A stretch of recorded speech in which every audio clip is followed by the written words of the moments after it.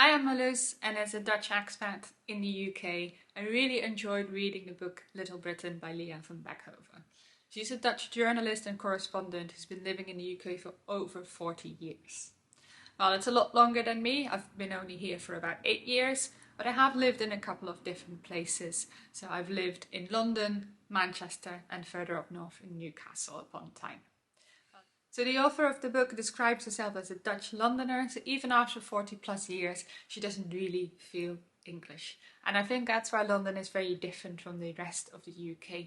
So over 40% of Londoners is born abroad, so as is the author of this book.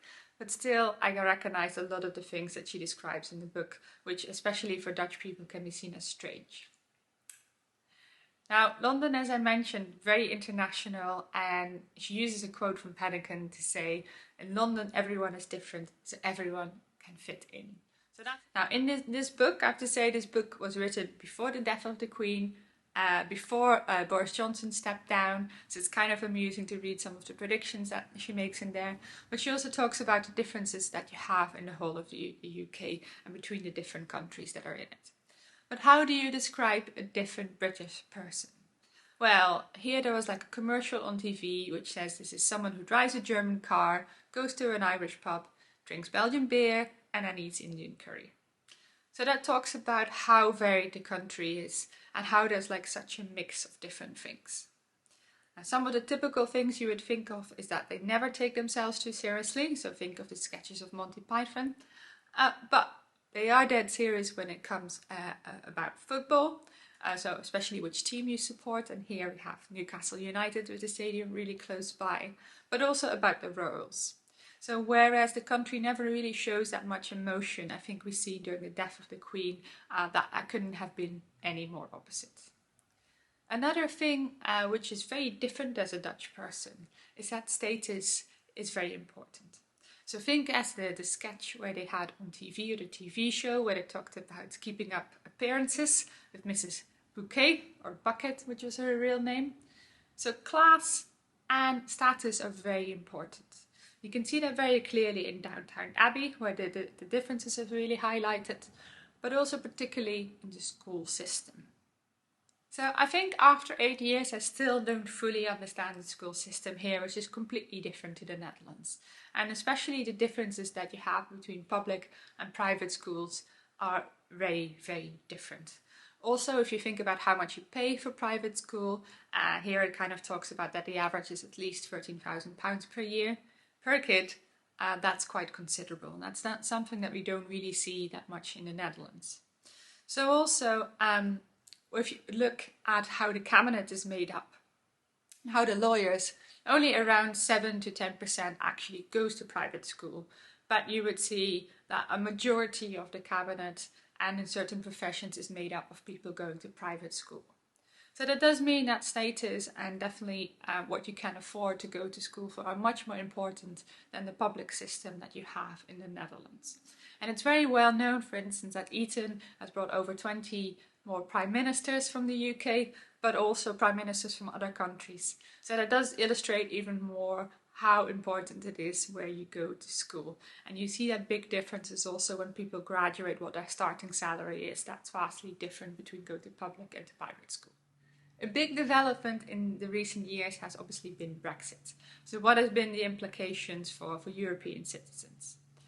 Now, the author of this book does have dual nationality. I don't have that, but I did arrive before Brexit, before the referendum, which does mean that I have settled status. So in reality, it doesn't change so much at the moment, but I do see things as that, you know, it's not so easy to send parcels to Europe and the other way around, because suddenly you need to start paying VAT. I've also seen, if you work at the university, that the makeup of our students is completely different. So it's not as easy anymore to attract people from Europe. So even in everyday life, and particularly in working life, you've seen that all of a sudden Europe becomes less accessible. So you start to rely more on what you actually have in Britain. And the impact of that is very nicely described in this book. Now, what are things that are completely different in the UK compared to the Netherlands? Well, one of the things she describes, and I didn't realize it was such a British thing until I started thinking about it, I said this is really the country of hobbies. So you have all these reality TV shows like the Great British Sewing Bee. You can look at Glow Up in terms of makeup.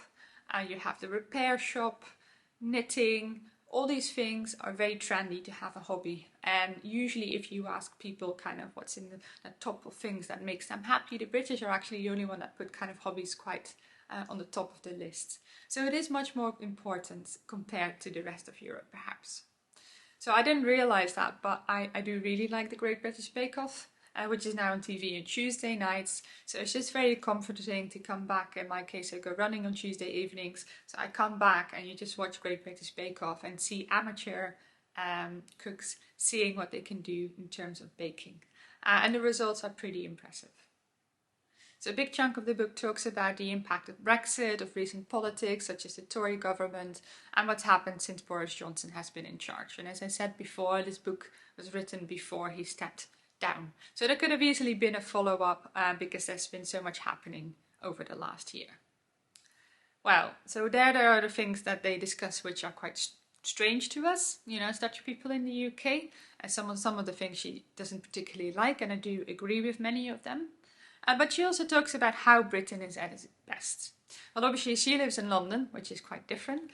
But in London, it's clearly the theatre is the place to go to. So when I was living in London, all the musicals run there for ages, and I've never really seen a bad show. And it can be very affordable if you book your tickets last minute. So everyone here does pay a license fee for the BBC, which seems somewhat strange, but if you think of the shows they produce, then it's definitely been worth it. And one of the highlights that the author talks about, and it's also definitely one of my highlights when it starts to get colder and it's autumn and Christmas time, everyone thinks of Strictly Come Dancing, which is on at the Saturday evenings, and has been one of the biggest shows, not just because of the costumes, but it's just to have the dark evenings, and it's just a joy to watch. But obviously it's not just these shows, there's lots of other things that when we think of certain personalities that they are typically British. So think of James Bond, for instance, think of Sherlock Holmes, and also in Harry Potter, if you've been to Oxford and some locations in Scotland, you definitely recognise some of these buildings.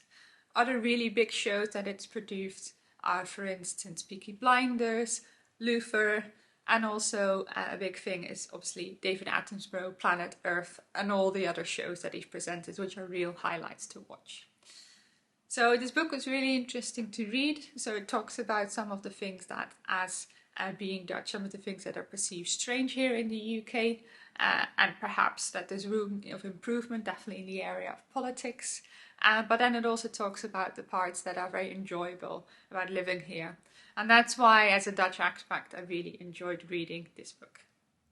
Thanks for watching, and if you want to know more about my experiences of living and working in the UK, then do have a look at our playlist where we discuss some of our other topics around what are the practicalities of living here and what for us are some strange and funny habits.